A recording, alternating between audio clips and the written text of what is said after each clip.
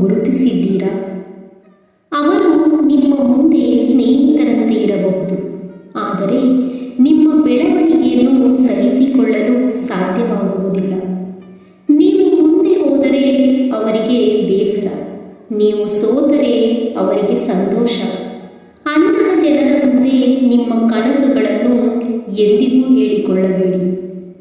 ನಿಮ್ಮ ಪ್ರತಿಯೊಂದು ಹೆಜ್ಜೆಯನ್ನು ವಿವರಿಸಬೇಡಿ, ಯಾಕೆಂದರೆ ಕೆಲವರು ನಿಮ್ಮ ಕೈ ಹಿಡಿದು ಮೇಲೆತ್ತುವುದಿಲ್ಲ, ಬದಲಿಗೆ ನಿಮ್ಮ ಕಾಲು ಎಳೆದು ತಾವು ಮೇಲೆ ಬರಲು ನೋಡುತ್ತಾರೆ.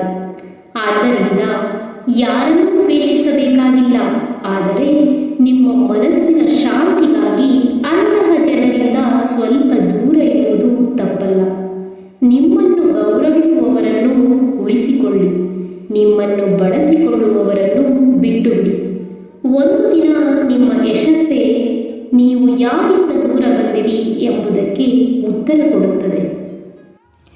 ಎಲ್ಲರಿಗೂ ಒಳ್ಳೆಯವರಾಗಿರಲು ಪ್ರಯತ್ನಿಸಬೇಡಿ.